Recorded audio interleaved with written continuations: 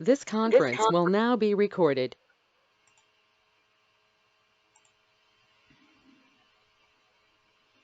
All right, just a couple simple understanding the equipment at the beginning here where we want to make sure we're turning on the unit correctly. Most important thing, of course, is the batteries, making sure we have equally charged batteries. It takes 5 batteries at a time. Sometimes people do put them in incorrectly and the unit won't power up. So just make sure you put the 5 batteries in correctly. Positive, negative, or opposite as you load the device. Once you load the device, uh, the ThermoTrack itself will go through a series of lights on the top of it. Once those series of lights ends, it'll have a solid green light, then it'll shut off. When you hit the power button, you should have a solid green light. Solid green light, the unit is powered up, it's active and ready to connect Bluetooth. Any other lights other than the solid green light means we've got an issue, something going on. A lot of times you can have a pink, a yellow, a pink, and a white. Most of the time it's batteries. So I always say check the batteries, make sure you got good charged batteries in there. This is kind of a sample down here. You'll see just different lights that stay on. That means it's just not operating enough, and usually it's the batteries. Once you activate the device, the ThermoTrack, you get the green light, solid green light. Then you can go to your app that you've pulled up on the phone. You'll have a grayscale here. Once you connect, it'll go blue or colored scale will come in. Everything will be in color. And you'll get a solid blue light here. And that solid blue light means you're successfully connected Bluetooth. Now you're able to connect on radar, thermal, and moisture at this point. Once you're connected to the radar sensor, you will see a green, solid green light and a solid blue light. That blue light's always going to be on the top of the T3i on the right-hand side because it is connected to Bluetooth. So radar, solid green, solid blue. When you switch over to moisture sensor, you'll get 2 solid blues on top. And when you connect over to thermal, it'll switch over to red and blue. Okay, so these are just quick ways to confirm that you are connected, solid connection for each sensor as you see on the device when you're operating it. So green, blue is your radar, 2 blues is your moisture, and a red and blue is going to be your thermal. Quick maintenance. This is really the main maintenance on the device itself is just batteries. We want to make sure at the end of the day that we're removing the batteries from the unit. We don't want them to stay in the unit, especially during the summer months, or if you're close to the ocean or any type of water where you can get corrosion buildup on it. So it's always good practice to take them out at the end of the day. ThermoTrack does recommend at the end of each job, but I know sometimes that's difficult if you're going from job to job and you're actually using the device. So I always tell people, make sure they're just out at the end of the day. If you don't pull them out at the end of the day, a lot of times what can happen, you'll get a little bit of white buildup, this corrosion. You've probably seen it on other batteries, other devices that use batteries. This can build up. This can cause a problem to the connections and down to the motherboard. So anytime you start to see this, you can take a little brush and brush it off and just keep it clean going forward, and that'll help the device operate as far as the corrosion part being kept out of there. So make sure we take the batteries out at the end of the day. On your phone itself, if you haven't already, if you're not currently using it, this is the screen that you see when you're get ready to activate it. This green battery down here is your battery charge in the T3i device itself, not the phone. Green is good. Anything that gets below green, when you get down to the last 3 or 4 bars, that's going to be yellow. You want to look at changing out your batteries. It's going to deplete very quickly, so you want to make sure you have another set of batteries on with you. One of the questions we get a lot is how long do the batteries last fully charged? You can get a few days use out of them depending on how much you're using it that day, how long you're leaving it on. But you can use them, 2-3 days without changing them out usually. Everything on the front of the phone is just like on our Android device. It's a smartphone, so everything on the top is going to be for your phone. Everything down in here is going to be for the ThermoTrack itself. You're going to have these days remaining, which is calibration.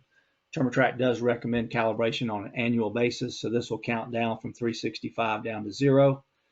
When it hits 0, the unit doesn't cut off, doesn't stop working. It just means the unit is out of calibration range as far as dates. It will still continue to work. but it does need to be calibrated at some point going forward, especially if you're going to use any of that information for future reports or legal advice. You want to make sure you keep it accurate and calibrated. So that's really as far as the maintenance, of course, protected in the case. Don't let it bang around in the truck or in the back seat of the truck or anything.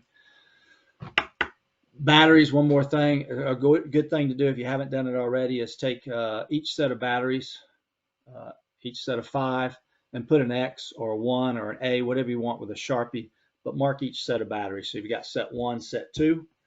This way, every time you put the batteries in the device, you're going to have equally charged batteries. You'll get better performance out of your ThermoTrack.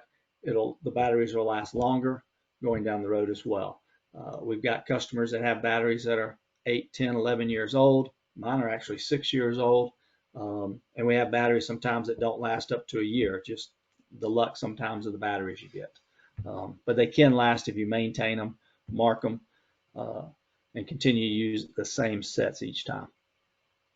AA batteries, that question will come up. Can you use just regular AA batteries? Yes, you can. We do not recommend it. They do burn juice faster in the AA battery, so they will deplete quicker.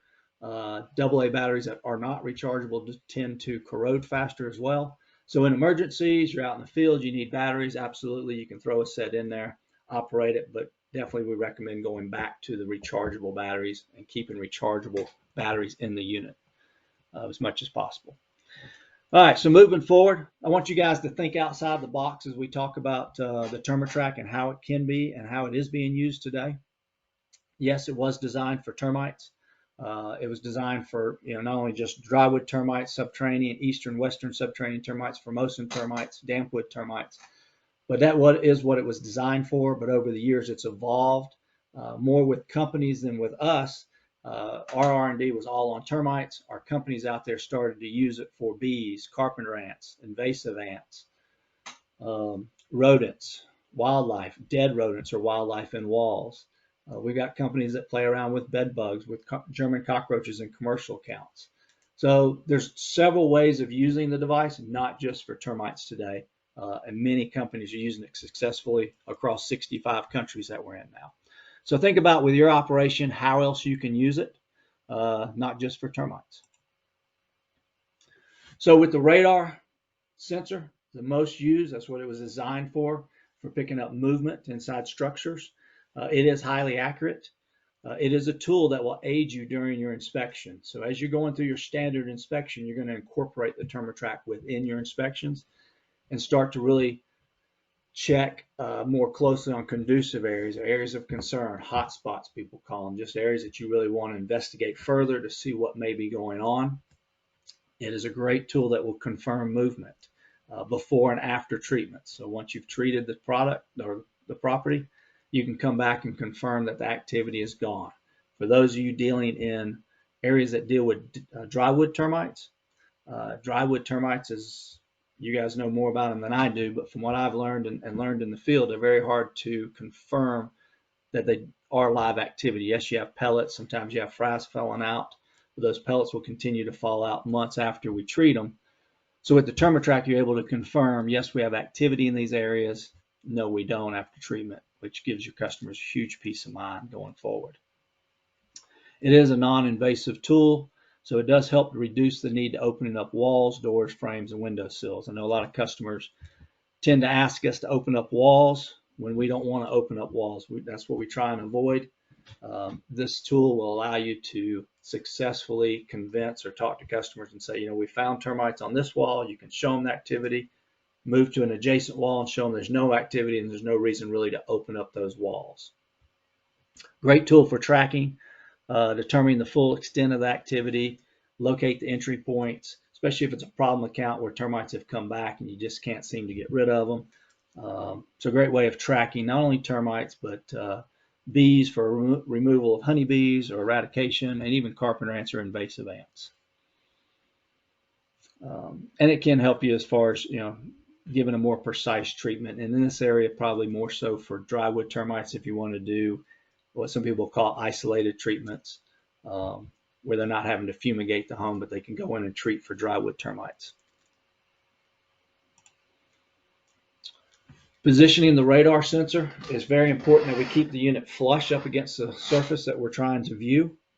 Problems that can occur if radar sensor is not flush. Some emission can be reflected off smooth or glossy surfaces. If that does happen, like down here on the bottom right in your screen, where you can get a reflection off subway tile or just a shiny tile or a finish in a bathroom or kitchen, just take a piece of paper, piece of cardboard, index card, and just slide it down, even a napkin, slide it down between the Thermotrack and that piece of material that's shiny or glossy finish. It'll break that shine, and that way you know that you don't have a reflection. So if you think you're getting a reflection, you can see a reflection in the material shooting, just put something behind it. It'll penetrate with no problem. You can also use the kickstand. Here, top right, there's a kickstand on the device, even though we mentioned, keeping it flush up against the wall here to give you a better penetration in that material. You are able to use the kickstand and use it at a 45-degree angle. That 45-degree angle, sometimes you'll use it along baseboards where you have a shoe mole, or you want to get down to the carpet strip tack, or possibly the expansion joint down there. You can use it at a 45. There's enough connectivity at the top of the Thermotrack and the bottom that you're not going to get any reflections, and it gives you a true reading going at a 45-degree angle. So those are two ways you can use it: flush up against the surface or at a 45. The field of view is on the bottom of the device. You can see here the square. It's not a large view. It's about a 2-inch by 2-inch, and it reads straight back, no angles. So that is the area that you're reading on. So don't think about you're going to use this tool and inspect every inch of a structure, which you're not, but you are going to focus on conducive areas, areas that you have problems, areas that you see evidence that you want to investigate further. You can also check areas that you're not sure of. They don't have any evidence, but you just want to check. Do we have any movement in these areas? So always keep in mind, this is your view. As you're going through structures, the radar will penetrate most of your building materials. Brick, hollow block, or cinder blocks as some people call it. Most of your wood materials it'll penetrate through. What you run into, other than pine studs, if you run into walnut or something hardwood, it will still penetrate, just the depth is not going to be as deep as it is on pine wood is. Plasterboard, which is sheetrock, stucco, tiles, granite, marble, any type of insulation, whether it's spray foam, open or closed cell. If you've got rolled in insulation or blown in insulation, it will penetrate through all those materials. Masonite siding, roofing, roof shingles, roof tiles. So like I said, most of your common building materials, it will penetrate through. Cinder blocks, crawl space homes, hollow block homes, piers, it'll penetrate all the way through the block. If it's hollow, if it's filled with dirt or any type of material, it will penetrate back to this first void, but then that material is going to block the radar from penetrating any deeper.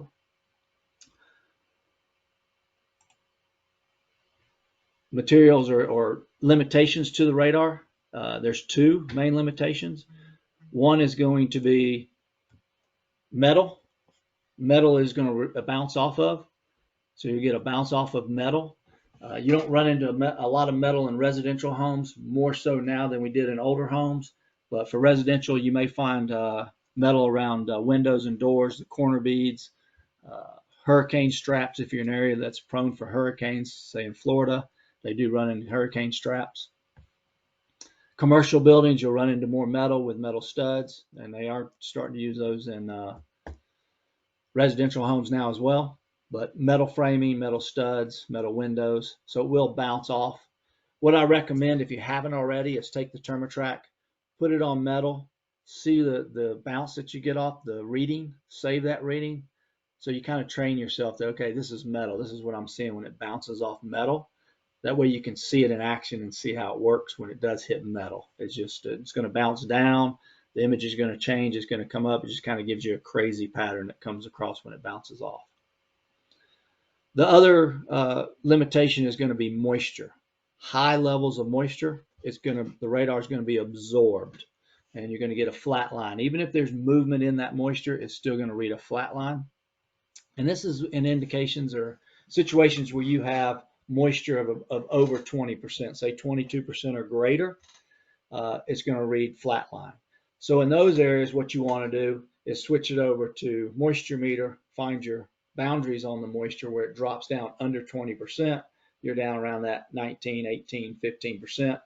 Then go back and put the radar on those areas and see if we've got movement going into the moisture, which I'll show you an example. We got a video of that we'll show you as well. So always high levels of moisture is going to be absorbed, and you want to find the boundaries where you're at 20% or less, and that's where you want to use the radar, see if we got movement going into those areas, because we know subterranean termites are drawn to moisture along with other insects as well. Reading the radar, okay, very important as far as the data. The radar itself is on the top screen on the app. You can see here, it's a 10-second read, movement going across. Right underneath it is a blue flash that'll be continuous with this movement up top, excuse me. Below you'll have what's called shake. And what this is anytime the unit, the T3I unit itself, if you're moving it or you're shaking really bad, you'll get a movement down here. Just say, hey, you're shaking the movement or shaking the device itself, and you want to get it more steady, maybe on a solid platform, or we'll talk about this more, we want to turn the gain down. So these areas are very important to keep a close eye on. Of course, the radar is what we're going to be reading and seeing the movement, and I'll show you the different patterns and how to read that. The gain setting, we'll also talk more about it. The gain, think of that as sensitivity. The higher the gain, the more sensitive the device is. The lower the gain, the less sensitive the T3I is. We recommend you set it at 5 or 6. I always tell people just put it on 6, great starting point. You can go up and down from there. Most of the time you're going from 6 to 8. That's the most commonly used. Anything over 8, we're putting it on a solid platform because it's too sensitive. We'll show you examples of that as well. And then you've got your save log button down here. So this is the front of your app. These 3 buttons in the top, anytime you click on the 3 buttons, it's going to pull down a menu, and we'll show you more on that as well, how to use it. But you can pull down that menu to give you options on each sensor.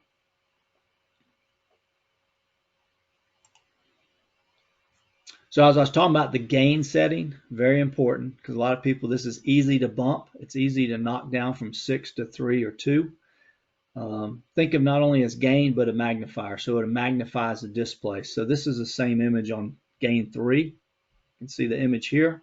We take that same image, bump that gain up to 6. You see it starts to magnify it. We bump that image up to 9. It really magnifies it up here. Okay.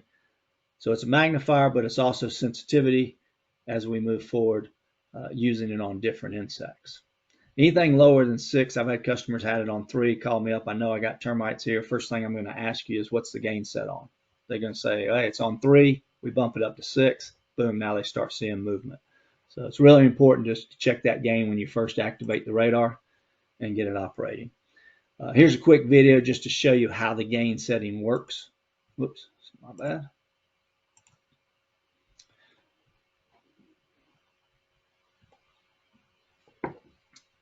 So that's on, it starts on gain 6. They're going to drop it all the way down to 2. You can see how the movement just goes away. You're not seeing it. As they move it up, you see it intensifies all the way up to 9. What that allows you to is also give you a good reading of the pattern. What are we looking at? Drywood termites, subterranean termites, and those patterns will be important. You can also take a still shot. So if you save that log, you click on the save log one time, it'll do a screenshot of what you're looking at movement. And once you get that screenshot, you can actually take your gain and move it up and down. And you can also see how it will magnify it and, take it back down as well with the gain setting. I mentioned solid platforms, very good to have as far as a tool, a monopod with feet to make a tripod or tripods themselves. This allows you to turn the setting up, the gain, up to say 8, 9, or 10, which is going to intensify that unit, but it's also going to take out any human error in it where you may be shaking or moving and you're not sure if that's you or the insect that you're trying to detect. So putting it on a solid platform is a good idea sometimes. These are some ways you can do it. A large tripod extends 14, 15 feet. A lot of times guys will use them to get up to the vaulted ceilings or open beams. The problem with this is you have difficulty getting it against the wall because you have to collapse the legs so much. I've seen some companies out there that have taken painter poles and customize them to fit the TurboTrack and use painter poles to go up in extended long areas and ceilings and so forth. Of course, the 45-degree kickstand on the unit itself, great tool to use at 45. The monopod, which is one of our accessories, we sell a lot of the monopods with the feet to make it a tripod. It only extends about 4 feet, but it's a great tool to use up in the attic, use in tight spaces, use it in the house as well. You can also use it with the moisture meter, which I'll show you as well. So you can use it for not just the radar, but for moisture as well. You can get creative here. They've used toilet paper. People had plenty of toilet paper back during COVID, so that's why we put it on here. But you can also use the case it comes in, furniture, curtain rods. I've used curtain rods that stick out, a few inches from the wall that are pretty stable. Furniture, ladders, anything that's solid that you can put the unit on, you can use that's stable. So I mentioned the patterns, very important, something you'll want to definitely learn if you have not already. Each insect's going to have a little bit different pattern based on the size of the insect that you're detecting, the movement of them, and how large those colonies are at the time. So this first one is subterranean termites. You can see the patterns here, what we call peaks, valleys. Got a lot of peaks, not as many valleys. This is a heavy infestation of subterranean termites. This is on gain 7, where we recommend starting at 6. This is on 7. You're still able to hold the unit handheld on the wall at 7. You get this pattern. As we move over, and I'll show you some live video as well of these. As we move over, you'll see drywood termite pattern. What you don't see on drywoods are these peaks, okay? We see more valleys here, small peaks rolling across here. So this drywood termite pattern, this one's out of Hawaii. It's going to be the same whether it's in Hawaii, California, Florida, or along the coast of Texas. Drywood termites are going to produce the same pattern, very similar to this. This can get a little bit larger, a little bit smaller, depending on the size of the gallery, depending on how many termites are passing that field of view at one time as well. The other thing to keep in mind as you're detecting termites, when you find live termites, especially subterranean, if you're dealing with eastern, western, or even Formosans, this 10-second read is not going to stop. So you're going to have 10 seconds. You have another 10 seconds. They're going to be continuous. That pattern's not going to stop because we know those termites continuously move. Drywood termites in the gallery, going to be the same thing. They're going to continuously move in the gallery. So you're going to have a continuous pattern on here. So one thing to look for is you get a reading of you think is termites and it lasts 2 or 3 seconds and then it goes away and it doesn't come back.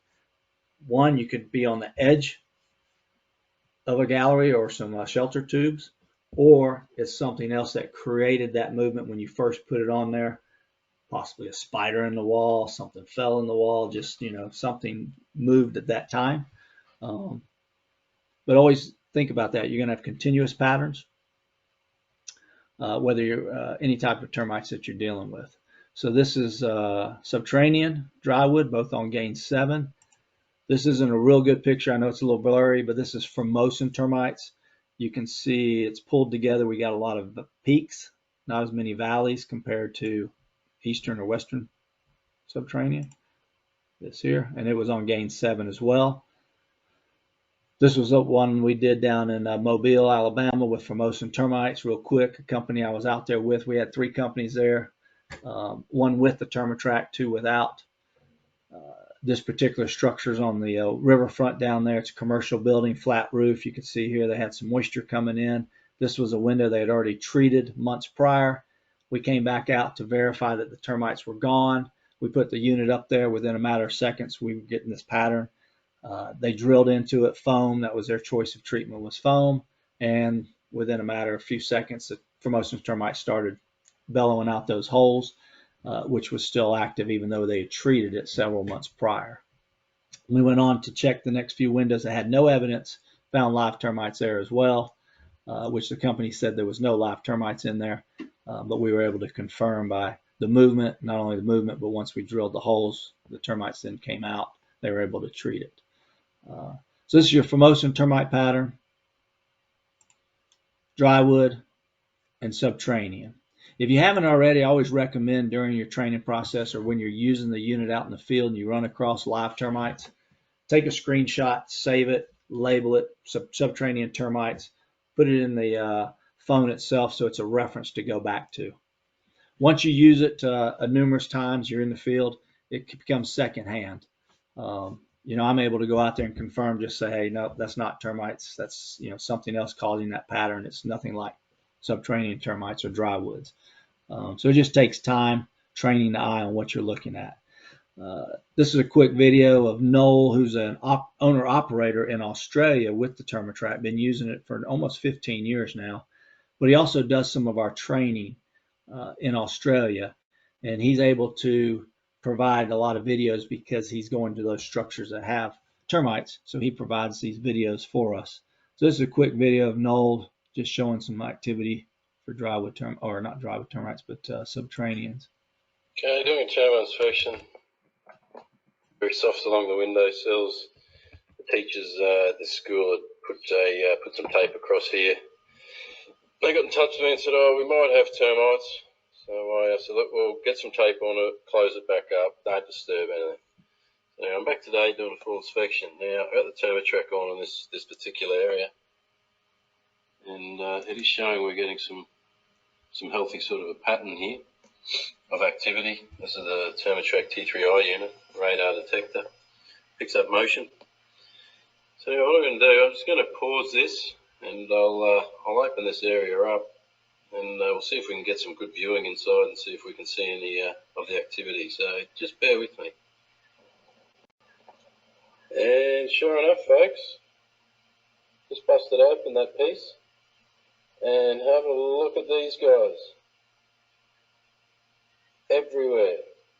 Right now, these guys, Shedderina termes, very, very nasty. They're the second most destructive termite we come across, and these guys do serious damage. As you can see, the Termitrack clearly picked up activity in there. Oh, they've just fallen out. It's raining termites here at the moment. So I'm going to pull this back to here.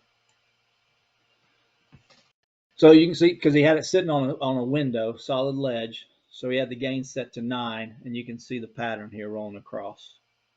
All right. That blue continuous flashes is always a really good indication when you're picking up movement. That flash will come across. The further it comes, the larger the insect or activity is in those areas. The smaller, oops, there it is. As it rolls through there. This particular area.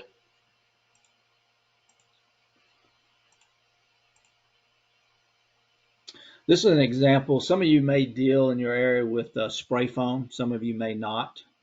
If you do not, it's probably going to hit your area shortly. It's a very popular insulation that builders are using today.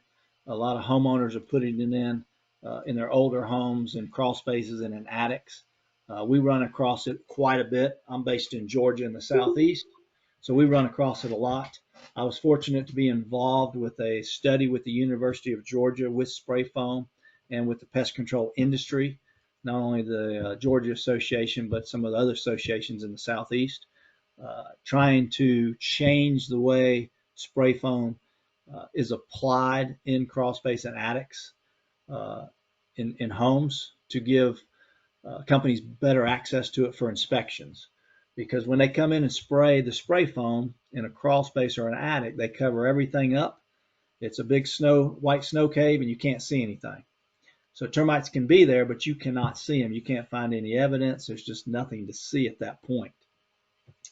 What we learned on this study real quick, we did it a few years ago now. In a crawl space, there was probably 25 of us. with various experience from 10 years to 40 years in the industry. We all went in this crawl space that was about 6 foot tall, very small as far as the square footage. And we were able to do a visual inspection only. And we could only take in the tools that we had, and we could not probe anything. It was just strictly visual. You could not disturb anything. So, of course, I had the ThermaTrack. We had companies there with infrared cameras. We had our moisture meters. So we had every tool that you could think of on site. For me, I used the moisture meter. I'm not the moisture meter, but the radar, and was able to locate it quickly 14, 15 spots that had live termites. There was a lot of area to cover because almost every square inch of that crawl space, when you look on the subfloor, had some type of evidence of termites, but not all of it was active. Without being able to scrape and cut in and break into the wood, it was just by the naked eye and there was no visible termites. So I was able to label 14, 15 spots. Everybody else went in and labeled probably 30 to 40. Because they didn't have any tools to confirm that there was activity there without breaking something open. So at the end of the day, we were all able to go in there, mark those areas. Then we had the spray foam company come in the same day and spray open and close cell foam. Neat experience because anywhere there were shelter tubes on the cinder blocks or even on the sill plates, that high pressure foam that came out very hot did not disturb them, did not break any shelter tubes open, did not kill any termites. Because in 30 days we came back, we were able to inspect that crawl space again, and we were able to confirm, I was with the radar, with the spray foam, was that there was still live activity in those 14 spots I previously found live activity in. Everybody else came back and marked fewer spots because now they couldn't see it and they didn't know if there was live activities there, and they were just guessing. So at the end of the day, the ThermaTrack was spot on all 14 spots. We had live termites before and after the spray foam. This is just a quick video. This is a video going through closed cell foam because we sprayed both open and closed, going through the cinder blocks. There was no termites in this area prior to this. And we all walked right by it during our inspection. And if you look here, whoops, sorry about that. Hit the wrong button. Okay. Sorry about my technical difficulties sometimes here. I don't know why it won't play again.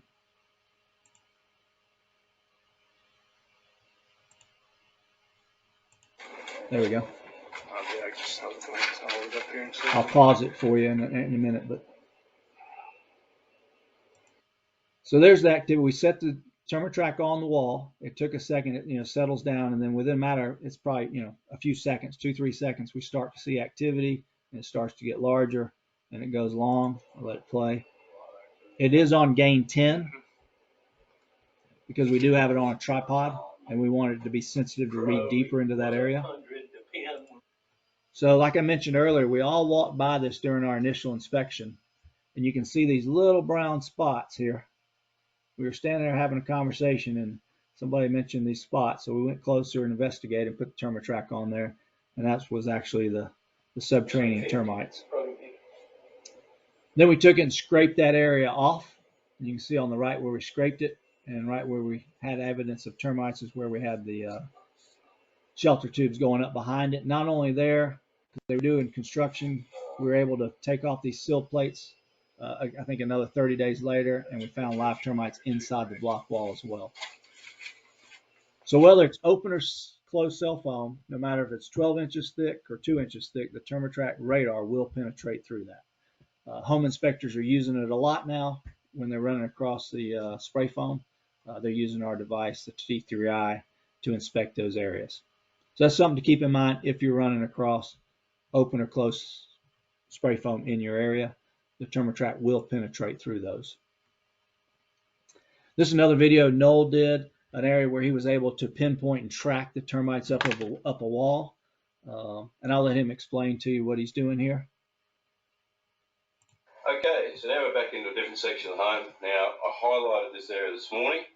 It actually was highlighted this area by a very clever little dog. So we've come back to this area of the radar first up. Now you can see I've got marks. You're looking up here. So I spent a little time this morning. All these marks have indicated activity. So there's a double stud in here behind the door frame. So I've indicated that. Now if we look at the pattern here, it's a lot more intensity than what we were actually getting previously in that other section where the moisture. Now I'm just going to move it up a couple of these other marks which I knew I had this morning. So I'll come up a bit higher here. I'll put on the same mark and I'll just hold that there nice and steady. I'll stop talking for the moment and we'll look at the pattern. Right, so that instance we need to turn that pattern down. So I'll drop that down to 6 even.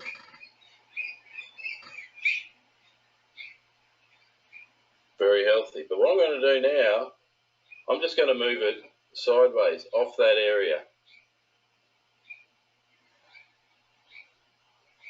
So see now what's happening is that's going down to a flat line. The reason I've done that is to rule out if there's any shaking with me, creating vibration to give us a pattern. And there's a little bit there now from me talking. If I'm not talking, you'll see that's coming back flat. I go back to our mark.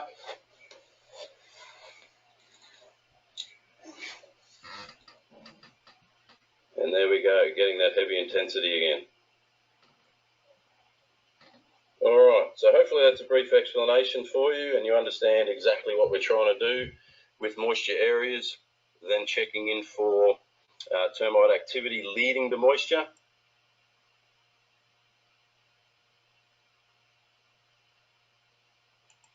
Intensity. A bit higher here, I'll put on the...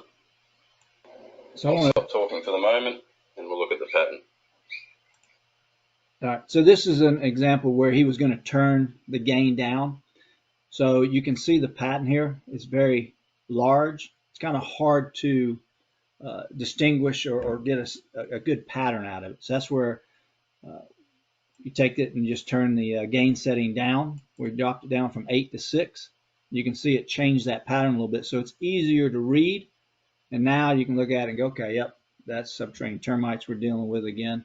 On there. So always keep that in mind. If your gain setting's too high and you're getting a pattern that looks like this, then you'll want to turn it down. Another indication is that blue continuous flash that I was talking about earlier. It's going all the way across that screen. We want it down where we can see it a little bit, the bumps in it. Like here when he turns it down to 6, you can see it's turned down. But what I'm going to do now, you can see it's bumping around. I'm just going to... The other thing that's real important and it's good practice to get into is when Noel took the Termatrack and he slid it. My arrow here. Bear with me. Just lost my pointer here. Okay, so now we're back into a different section of home. So when he takes the device and he slides it off the wall here, so what he mentions, he moves it over to another section on the wall, the same wall he's on, and what he's doing is he's verifying that he's not causing any of that movement by him holding the device on the wall. It also takes a process of elimination out there. There's nothing else in that wall that could be causing a vibration or movement, which could be an AC unit that's cut on and created a vibration in that wall. But you're really eliminating that you're not making any movement there. So he moves it away from the wall. He gets flat line. Of course, he mentioned he was talking a little bit where it bumped up and then it goes flat. And then here's where he moved it back onto the area that he had live termites or live activity. This is when he moved the unit. You get a shake on the bottom, indicating that the unit has been moved or is being shaken around. You see the indication on the top, and then it settles down, and within a matter of seconds, you start to pick up this continuous read, so you're getting live activity. So as far as leaving it in one place for a long period of time, you can see you don't have to leave it in for several minutes at a time. You can do seconds at a time, that you're comfortable with. Yep, I've got a reading here. I got a good 10-second, 20-second read. Let me move on to my next spot. So those are a few good practices to keep in mind as you're using the TermaTrack in the field. These are another few videos that customers have sent in to us. This is one out of Mexico, just showing the movement where you've got it on a solid platform here and showing the activity here on the screen. They've got this all the way up to 10. And in this case, I would have turned it down probably to 8 just to give you a little bit better reading. You know, that's a strong pattern there. And what they're doing, they're picking it up at the base of this wall. And you can see here as you go all the way to the top, you'll see the mud tubes up top. And a lot of companies, I always recommend before you even scrape or move those tubes, if you've got a TermaTrack, put the TermaTrack on there. See what type of activity you have before you scrape or move those tubes. For those of you that may use above ground stations or in ground stations, the TermaTrack can be used. On the above ground stations, it's a great tool to confirm that you've got activity. Turn that volume down a bit. That you've got activity in the station. This is Formosan termites in this station actually. As mentioned earlier, you saw that still shot on Formosans. You can see how close this pattern is, where you don't have those valleys. You have a lot more peaks, and it's pulled together. Formosan termites are just a little, larger than the eastern or western subs. So it's a great way as far as above ground stations, confirming we have activity. Of course, you want to open up that station and confirm what's in there, that it's not ants, that it is termites. It's a blurry picture, but you can kind of see the movement in there. Now you're able to take the termite and move it north, south, east, or west on that wall and track that activity to see which direction they're going, especially if it's a problem account. In this case, they were treating this structure with above ground stations, and they had 5 of these in this particular room, and 3 of them had activity, and we were able to track and really confirm that in this particular area we had an above ground infestation where they had cut their source off to the ground for moisture, and they had built their cartons above ground. So we were able to confirm that yes, we've got Formosan termites, but not only that they were an aerial infestation, not ground infestation. So a great way to track and see what type of activity we have in above ground stations. This is ants. So we mentioned ants. Looking for ants. Some companies use it specifically just for ants, especially in Canada. And quite a good run of ants, as you can see by the top. So we mentioned the pattern. Remember the pattern for the termites, the drywoods, the subterranean, the Formosans, and you can see this pattern for ants. Quite different. You don't have a lot of peaks. You got some subtle valleys in here and a few peaks, but ants are going to give you a different pattern, especially if you're dealing with a small Argentine ant, thief ant, something of a different size than the termites, and their patterns are different. So this is what you'd be looking at here for ants. Graph on the tablet. And he is holding it up here, and there's no shake on the bottom. And this last one here is going to be another small screens on your side, but this is drywood termites. This is one I was involved with in Jacksonville. Went out to a structure that a company, a large company, had been treating for several years. And they told the property management that there was no live drywood termites on the property. They continuously kept seeing pellets. They felt like there were still live termites. So I went out there with a company that was bidding on this job. We used the TermaTrack. This is in a stairwell. They've probably about 5 or 6 buildings out there. Within probably 15 minutes in the first stairwell or less, I found drywood termite activity on gain 6. And then you can, I'll show you, we open it up and you can see they're actually kind of deep in here. They're kind of hard to see, but they're moving around right in here. Drywood termites. So the TermaTrack will detect and pick up 1 termite in a colony at a time. It's been confirmed with several different universities.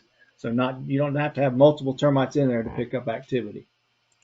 I'm going to go back and show you So this was drywood termites pattern here. Now this particular one, I'd actually pound it on the wall a little bit. I've had people show me that technique where you can pound on the wall with any type of termites. You get them, the vibrations, you get the activity going, the soldiers come, and you get a little bit more activity to help pick up the movement and to read the radar itself. So this is what we were looking at.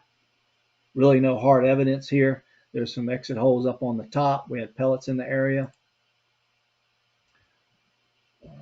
We slid the unit away, slide it back. Get a good shot here. So you can see here again where we slid the unit away from the wall. As we put it back, we've got the shake on the bottom here, and then with a matter of seconds, we're picking up the activity, confirming it's there. And in this case, we opened it up. We wanted to confirm they were there, and there they are. Another way to get into the wall if you don't want to have to open it up, a small endoscope that you can, they're fairly inexpensive. You can get an endoscope and put it in the wall and confirm that you got activity there. With the Termatrack, now you know exactly where to drill that hole. You're not second guessing and putting a hole on each side of the studs to run that little endoscope in there if you choose to.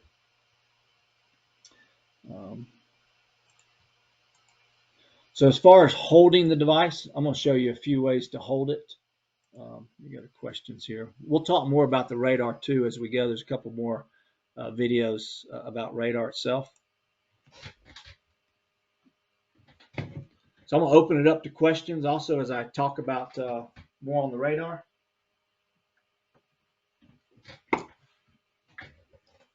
But I'm just going to pretend this is the wall. So you saw how Noel was holding. A lot of people, I always take and recommend a lot of times you can take your fingers and just kind of straddle this part here. You can see there. And just let it rest on the wall and just press your fingers on the wall slightly. The more you press and the more you compact that T3I on the wall, the more you're going to shake. You just want to relax and just hold it on the wall slightly. Just give a little pressure so it's steady. You can hold it that way. I see a lot of guys will hold it from the back here. They'll just take the back and press it up against the wall. Another way to hold it, anytime you've got trim baseboards and you can put it up against that baseboard or trim and the wall at the same time, this will give you extra support, or even using the ceiling, anything you can use to help support it.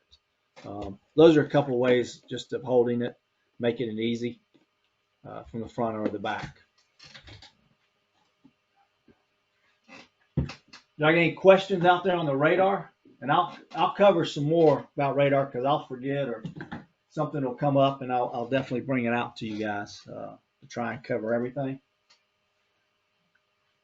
I'm going to put it on here and just see if we got activity.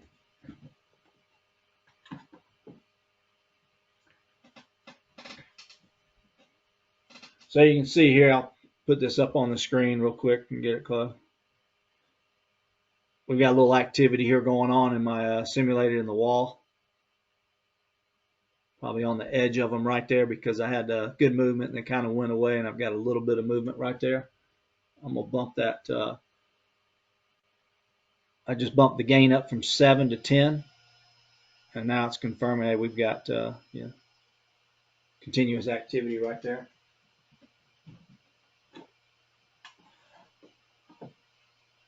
Then I'm just going to move it over to the side there, away from the wall, away from it. I'm going to bump it back down where we were at before on 7 and start. Took a second there and it's playing away, so we've got no activity.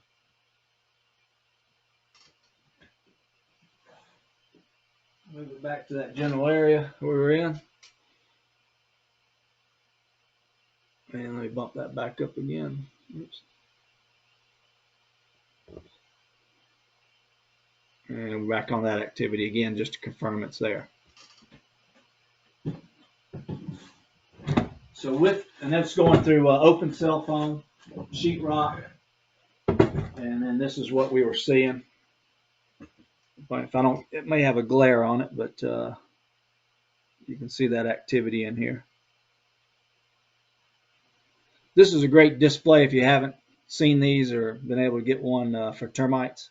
Um, you can purchase these online. I think most states they'll ship them to, not all, but most. But it's a great way to house your termites. Those termites in there are 3 years old, and they've traveled from coast to coast with me.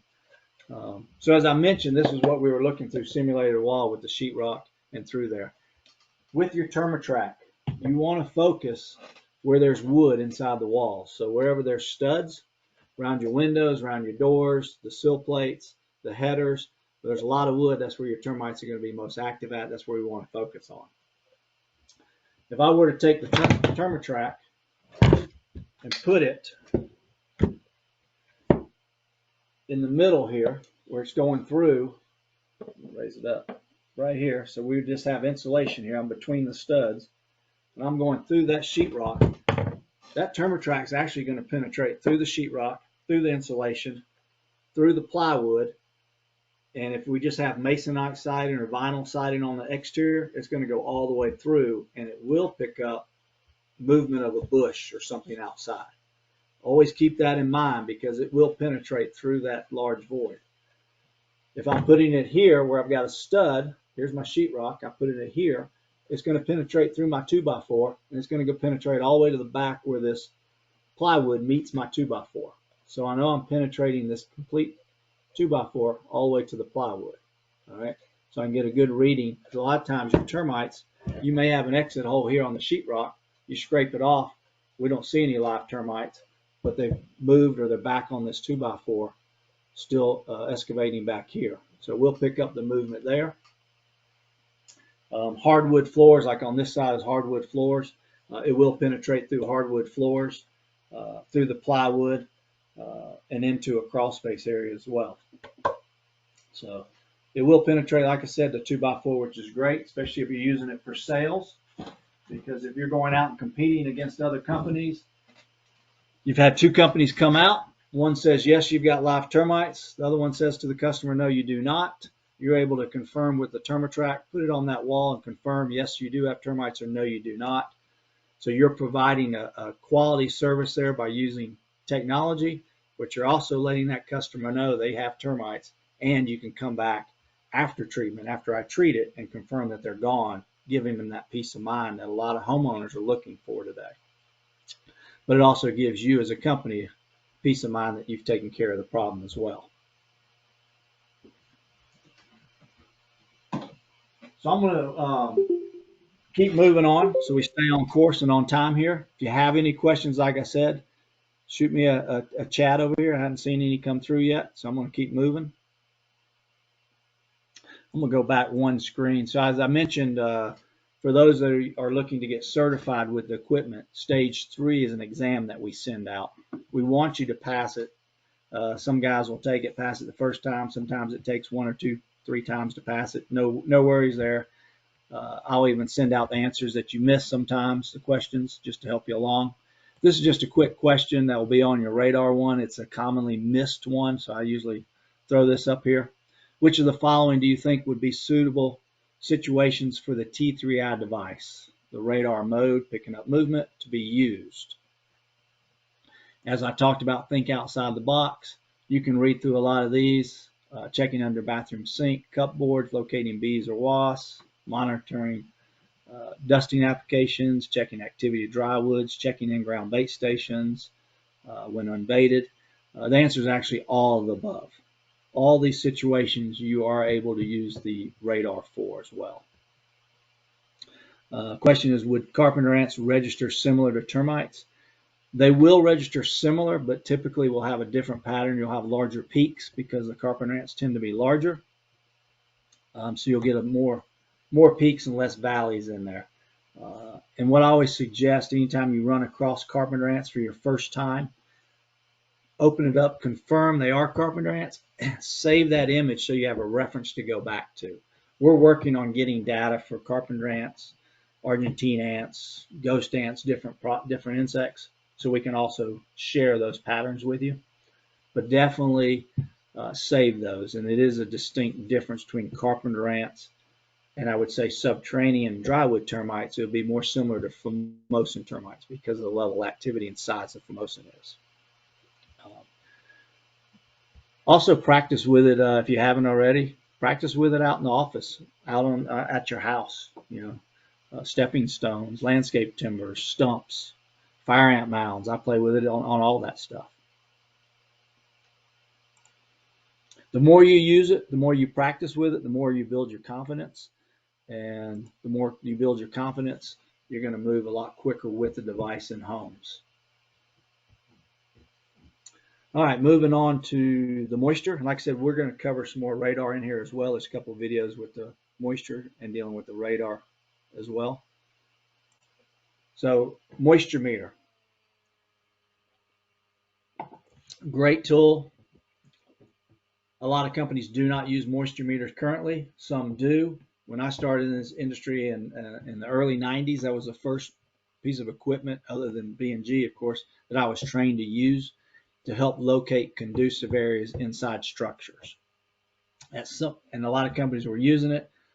Over the course, a lot of companies went away from it and relied on the good old inspections that we still do today, where we rely on our eyes, our knowledge, our screwdrivers, our probing sticks, and just being able to locate those areas, and our sales ability. So the moisture meter is the teardrop on the bottom of the screen. And it's got two forms of moisture. On your ThermoTrack, you're going to have both the relative and direct moisture. Direct moisture is your dial mode. Real easy to read. Any slight increase or decrease in moisture, it's going to pick it up. Basically, it goes from 5% to 30%. Just a dial. You put the ThermoTrack, the moisture meter, flat on the surface, and it's going to pick up that movement. Keep in mind that our moisture meter penetrates 2.5 inches into the surface.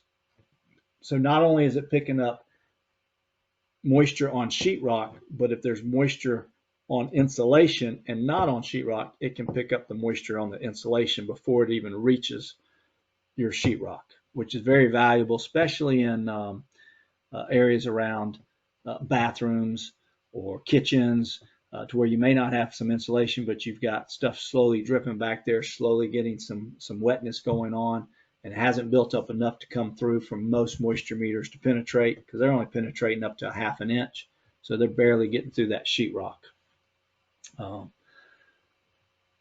As I mentioned earlier, these 3 dots in the top right pulls down options. So on your direct mode, which is your dial, you can pull down this button and you'll have options here. So you can enable the sound. You can actually put it where you can have 1 beep, 2 beep, or 3 beeps based on the percentage that you want to put it at. Mark your highest first and work down to the lowest. 15, 13.5, 12.5 is what this is set on. So you'll get a beep at each one of those. Why would you have a beep? A lot of times so you can go hands-free, put your phone in your pocket and just run the ThermoTrack along the wall, and as it beeps 3 times, I go, that's a hot spot, and you come back and check it further. Relative mode helps identify any changes in moisture beneath the surface from reference point. So with this, I'm able to really find the boundaries where moisture starts and stops and see a pattern. Is it a teardrop shape? Is it rectangle? Is it square? If it's teardrop, possibly got a water leak going on. If it's rectangle or square, and I'm dealing with Formosan termites, could be a Formosan carton. So a great way to use it to help locate what type of pattern that moisture is, and also where moisture starts and stops by reference points. And I'll show you a video of that, what you would do with relative. Put the ThermoTrack on the wall, tap anywhere on this screen, this white screen. That gives you a starting point. And you can start on or off the moisture, and as you move to moisture, it's going to turn blue. More blue is going to be more moisture. Of course, red is going to be less moisture. So the technology on our moisture meter is omnidirectional. So it does have a pad or a boundary on the back side of it, which is right here. Okay, this is your moisture meter.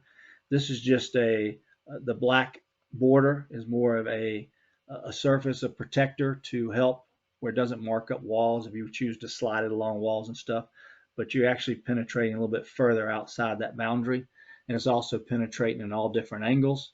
And as I mentioned earlier, 2.5 inches. or 60 millimeters. Remember that because we are Australian based and they use millimeters, so it'll probably say 60 millimeters on that certification exam. Moisture meters, if you're using them today, if you're using the Tremex, where you've got the felt pads, they arc between the two pads, and you have to change it from wood, sheetrock, brick on the front, depending on what material you're penetrating through. The ThermaTrack you do not. The arc pads have to both be on the moisture to give you an accurate reading, where the ThermaTrack does not. So most of the time with the Tremex, you got to hold it vertical. The ThermaTrack can be held at any angle.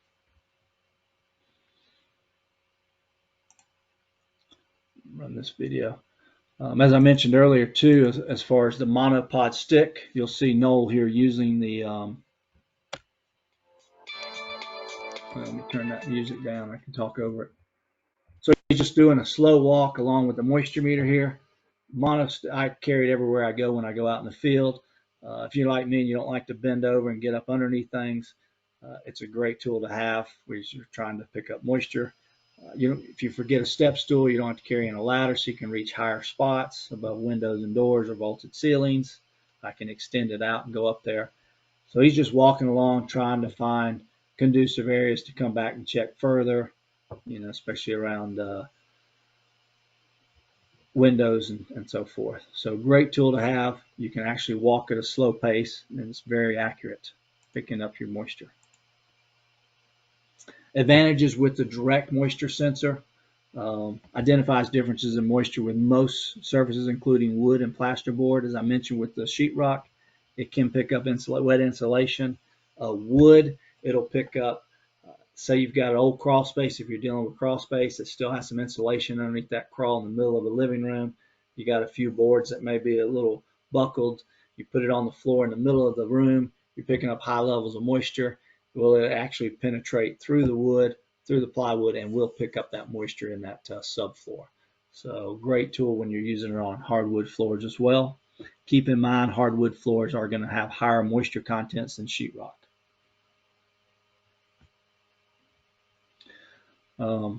Humidity. The great thing about it is when you activate the T3i moisture meter, it factors in the relative humidity within that structure. So every region's different. Everybody in here is in a different region. Moisture is going to be different in California than it is in Georgia. So it regulates that relative humidity and gives you a true reading within that structure. Yes, it also can be used on stucco on the outside of a house. I think that's what you're referring to there, Mike, is it's like stucco. You can use it on stucco. You can use it on cinder blocks, brick. A lot of times on brick, especially if you've got a home with a sprinkler system, you can actually take the relative side of the moisture meter and put it on the lower 3 feet of your brick and hit your reference point. And that reference point on that brick, the moisture level might be 15% because you have a sprinkler system that constantly keeps that brick moist. But as you move that along, you'll find areas that now jump up from 15 maybe to 30%. So now you know that's not the norm where 15 was. Or you do the opposite and you put it above that brick where it's dry. You still do a reference point and you can slide it around to see where it changes, the variable differences are. The great thing is it does, like I mentioned, it does penetrate 60 millimeters, 2.5, and it is slidable. You can set the alarms. I think the beeps is 1 beep, 2 beeps, 3 beeps. I'll turn it up. I don't know if you can hear it, but there's 2 beeps. Oops, that was 3 beeps, 2 beeps. Anyways, so some of the advantages were relative, as we talked about with the direct. With relatives, I mentioned with stucco, with brick, with finding the boundaries, tracking leaks and wet areas in those situations. Great tool to use for those. You will see a gain setting on the moisture meter on the relative only, not on the direct. It's on 3. We recommend 3 and just leave it on 3. 3 or 4 is what's recommended on. It should be set on 3 already. Just leave it on that. Let me go to the next one to show you the video here. So this is Noel using the device again, but he's going to show you the moisture meter. He's going to show you how he's tracking the moisture. He'll kind of talk about it and show you the levels on the wall. Then the next video we'll roll into is we're going to switch it over to radar, and now we're going to see if we've got any movement going into that moisture and how far along that wall is there movement to track as well. So first thing we've got to do is we've got to double check our moisture area. Radar doesn't work on high moisture because it gets absorbed. So we need to highlight and pinpoint the extremities of that moisture to enable us to use the radar. So we'll just go ahead and do that now. So what we're going to do, we'll just show you here when we turn on the moisture sensor what happens. And this is an important thing to do. Always stand the unit up. Sensor area needs to be open. So as we open the moisture here, you'll see what it's doing is running through its calibration process. It is a bit of a humid day today. There's been some rain around. So what's happening is it's going to factor that into the equation. So now we're open. So I'm just going to run it across the wall over here, and we'll see what sort of figures we're getting. So I'm just down low. So that's not an unusual sort of a figure for where I'm located and time of year. Now we're starting to climb up. So what I'm going to do is just roughly in this area where it is altering, just put just a little pencil mark on the wall. So I'm still going along. See, that's elevated moisture. Now we're just starting to break off. So just generally speaking, close area, just another pencil mark. So what we have to do now, we need to flick over to the relative meter. So to do that, direct moisture on off. We're now on relative. So this is what we're going to use to pinpoint the extremities of the moist area. So all I'm going to do is roughly go back to the center of my wall where I had that moisture. I will now hold that on the wall. Over on anywhere in this white box, I've now referenced it to that wall area's moisture, my moisture, humidity of the day, and so forth. So now I'm just sliding along the wall. We can see now red's come out, red's peaked. So that's telling me I'm to the least amount of moisture along this area, comparison to where I referenced it. So now I'm just going to come back, sliding back towards where I referenced it. Now just on the screen there we see that red's just disappeared. That now has become the exact extremities of the moisture. I'm going to use that central to where my sensor is and mark the wall. So on the wall here, you can just see this mark here. That was our extremities this way. This mark here is our height. So along here, roughly the side slightly changes to extremities here. It is quite high now. That is above the bottom plate. So it is indicating that there is quite a bit of moisture. More than likely, it's due to the ensuite shower that is leaking. But we'll investigate, because as we know, moisture is highly conducive to termites. They generally won't be in that high amount of moisture. However, they will come towards it as a condition and usually on the fringes. So what we've got to do now, we need to get onto the radar and check for any action, motion traveling to and for that area. So first thing we've got to do, okay, so Noel here again. This is our wall where we checked out the extremities of the moisture, these marks. So what I want to do now is put the radar, so we're on radar here. I want to check along this area to see if we're getting any activity of termites traveling towards this moisture source. As we know, it's very, very common to exploit that. So we'll see here, that's my extremities. So I'm just going to start over to the edge. I'm going to run it on the flip stand. So at that angle, what I'm doing with the emission, the motion, that's going to get down to the leading edge of the bottom plate, sort of down to the bottom. So we'll just let that sit there. I'll move back. And it is showing a little bit of a pattern. What I'm going to do now, you'll hear this. So you'll see that's intensified from me tapping. Now we'll sit back and we'll watch what happens to our pattern. So what's happened, you'll see from where me hitting it, it's disappeared. Now the pattern has changed a little bit to when we initially put it there. So that's a good indicator the termites are there. So what I'm going to do, this position, just pencil, and that's indicating I'm on the 45. So now I'll just move it along random areas, okay, but along the same plane. So we'll just move the screen up a bit closer. So I have gone about 12 inches or so here.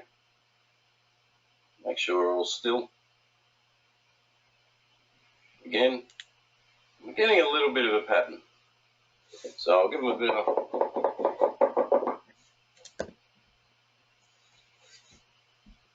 So that was me. But now here, we can see those termites, or the movement, has certainly intensified that wee bit. Very strong indicator of termites again, travelling through there. So I'll just do one more spot. Oh, I better mark that. Sorry. Just faint pencil.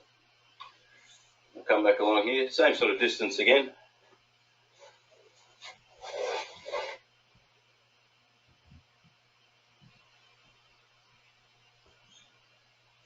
Again, that's indicating, so it's worth investigating a bit further. I'll come right back down to the corner.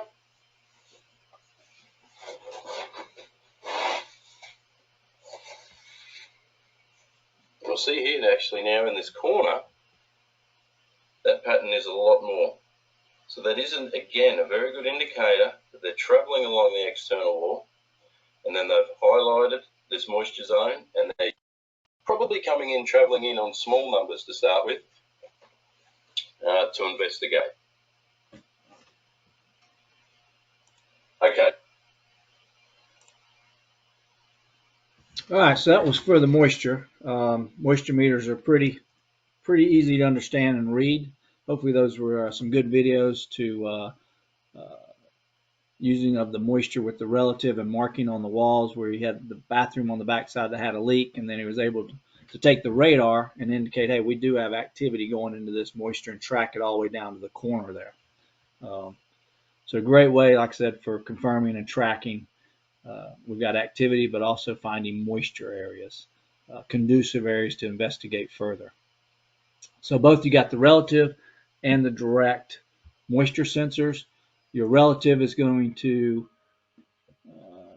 be a reference to the area, where blue is going to be more moisture, red is going to be less moisture. This is just another quick question to look at on the moisture. Another common one people miss. Which of the following is a false statement about T3I moisture sensor? You can read through all these. Direct mode moisture sensor displays a dial percentage. The relative mode moisture sensor shows the difference in moisture between current positions and a reference point. On relative mode, the blue of the bar indicates more moisture and red indicates less moisture. And on direct mode, the blue of the bar indicates more moisture and red indicates less moisture. So one of these is false, and that answer would be E5, because on direct mode, that's your dial. There's no blue bar or red indicating less or more moisture. So that would be 5. So I'm going to keep moving. No questions yet. I'm going to go into the thermal, which is the third sensor on the T3I. The thermal surface temperature differential. So it's a laser guide. It does come from the bottom of the unit. In the top right corner you can see here. So you had your radar for movement here, and then the thermal is also located at the bottom of the device itself. But the thermal is going to detect changes on the surface, temperature and thermal anomalies. So keep in mind it's only detecting surface changes. Same technology as infrared cameras. If any of you are using infrared cameras, great tool for the industry. A lot of people use them for wildlife and rodents, but it's also just detecting surface changes. So something beneath the surface has to create enough warmth or cold that changes that surface to where our laser sensor will pick it up, or an infrared will pick it up. Ours is going to be the same technology as your relative moisture, where you're going to tap on this screen as a reference point. So we're going to point the laser on a wall, tap on this screen, gives us a starting point, reference point on the wall, and as we move it all around the wall, we're going to see the anomalies or changes in those surface temperatures. Red is going to be warmer, blue is going to be colder. There is a gain setting on the thermal sensor. We recommend 7 or 8. This is set at 8, which is good. You really don't need to change that. You can leave it where it is. Great tool to identify changes not only in walls but also ceilings. As mentioned, the difference is ours is going to be changes in temperature degrees, where a thermal image is going to give you an image, and then you have to decide or decipher what that is. Hopefully, as most of you know, thermal imaging cameras will not detect live termite activity. There's not enough moisture or heat from termites to produce movement in cameras. You can locate Formosan termite cartons because of the moisture and the coldness, but we've tested several of them. We've had companies we've worked with, and none of them actually pick up live termites. It may give you an area that's conducive that can lead you to termites, but they're not actually going to tell you that that's where they are. So that's where if companies are using infrareds, a lot of them will use a Thermotrack as well. They'll find a spot on the wall they want to investigate further. They'll take the radar and use the radar to see if they've got movement in those areas of concern. The ratio on our thermal sensor is 12 to 1, 12 inches away, 1 inch diameter. The further away, the larger the diameter that you're looking at. So a lot of times I'll use it on ceilings, 12-foot, 15-foot ceilings. You're further away than 12 inches, but a lot of times you'll have a stain or yellowing or something on that ceiling, and you want to see, is it active? I don't have a ladder. I can't get up there with a moisture meter, so I'll take the thermal, put it up there. I'll start off of the moisture a lot of times, or that stain, reference that ceiling, and I'll move towards it. And if I get towards it and I'm getting cold, then it's telling me that that's a wet spot and I need to investigate a little bit further. But it is a good tool to monitor those high areas where you can't reach every day and check as you go through a home. So thermal is real simple to use. It is the third function on there where you can actually scan the walls to see what we have going on. So you'll have the thermal, moisture meter, along with the radar, which is the most important to detect movement. So any questions on the thermal? I'm going to go back over a little bit of this again, but when you're doing your standard inspections and you're incorporating the Thermotrack, the T3i in your inspections, I get asked a lot, which tool do you start with when you're going into a structure and stuff? It depends on the structure. You know, it's very important to know your surroundings, know the type of structure. We're always diagnosing it when we walk up to it. Brick veneer, stucco home, it's a monolithic slab, it's on a basement, on a crawl. Know where your bathrooms are, know where your kitchens are, especially laundry room. If a washer or dryer is running, that could penetrate or make some vibrations on a particular wall that you're inspecting. But a lot of times I'll start with moisture meter, and I'll go into a house and start my typical inspections with companies, and I'm using the moisture meter to help find conducive areas along with my eyes and probing and stuff, and then switching it over to radar when needed in a lot of areas. So with the thermal, this is a quick question that's on the thermal one that people will miss as well, common one. Fill in the blank. Each sensor in the T3i has a recommended gain setting. The recommended gain setting for thermal sensor is the one we just covered last, 7 to 8. 5 to 6 is going to be what? Yep, I heard everybody got that one right. That's going to be radar. 5 to 6 is recommended. 6 is a good starting point. And the other one was 3 to 4, which would be recommended on which sensor?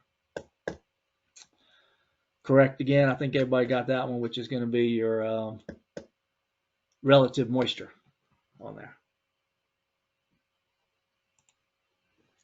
I'm going to click the camera back on. We're going to keep going. If you have any questions, like I said, let me know. I'm going to get into the online reporting in a little bit. Not long. We'll get you out of here shortly. We'll get you out of here early today. This is just a quick, this is a gentleman, he's in Georgia, but he's been using our device now for probably 10 years. They've got a small family company. I think they've got 12 devices. They use infrared cameras as well. This is just the owner talking about the Thermotrack and how it's helped them out. The T3i, we are being able to show people that their termites are officially gone. When we get calls from clients who are on edge that they have termite activity and a regular company comes out there and treats, they have no idea to know that those termites are gone. With the T3I and how it's helped us out is when we go out there to a home that has termite activity, we come back 60, 90 days later with that termite track on the wall where those termites were previously and show them that there is no more activity. So bottom line, it has completely separated us from our competition. And he can't say that now because a lot of his competition has a termite track around him. But anyways, it has helped him out. And the reference back to drywood termites, those of you in drywood termite territories, great tool because a lot of homeowners, a lot of people do not want their homes fumigated. They want options. The TermaTrack gives you options to where you can do isolated treatments, or some people call them spot treatments. It gives you alternative treatments where you're not just having to go in and fumigate every home.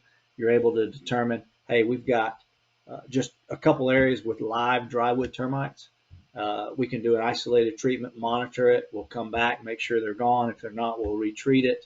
And you're able to do that. A lot of companies are doing that now, moving forward and not having to do as many fumigations. So it gives you a great option there, alternative options. Online reporting, which is included with the TermaTrack. Some use it, some don't. It's a simple tool. If you're not using it, we provision you. You're able to download those reports, any saved logs that you have from the radar, from movement, moisture meter, or thermal. You're able to download to your from the TermaTrack cloud to your office computer, customize it with your company name and logo, and then add the before and after reports. You can add pictures and anything to it as well, and then put it in the customer file. Are you going to do a report on every job? No, but there are those jobs out there that you run across that, based on the interview with the customer and the conversation you're having, the structure itself, the difficulty, or it could be a problem going forward. It doesn't hurt to have data. More data and reports that you have going forward will help you if that account comes back with live termites or something in the future.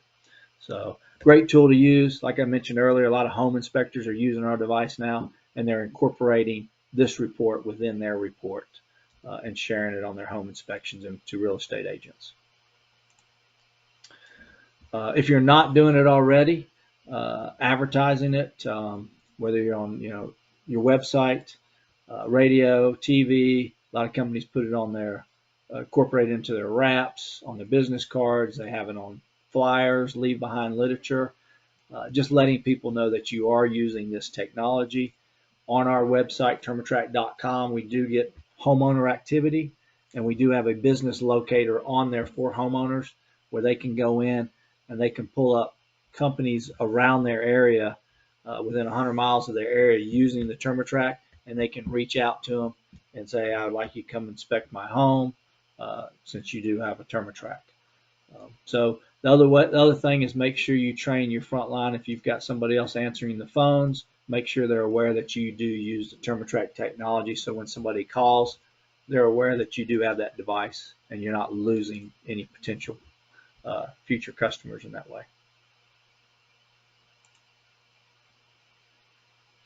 So just in conclusion, going over everything, I think we kind of talked about it a minute ago. Know your property, that's important.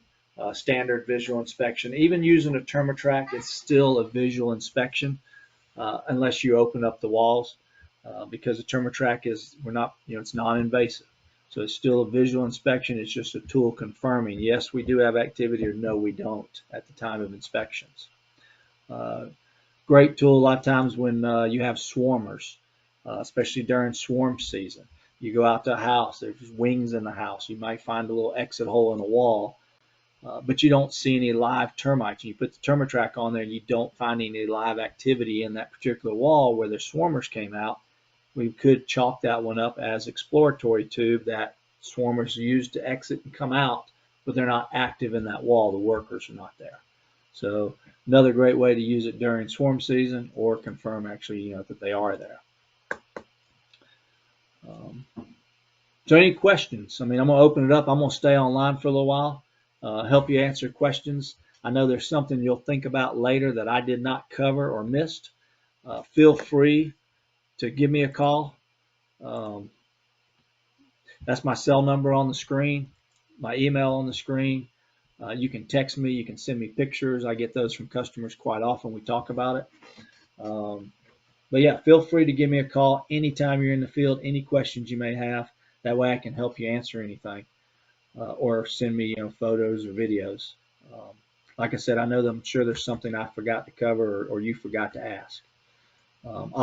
This is recorded. Let me stop that recording now.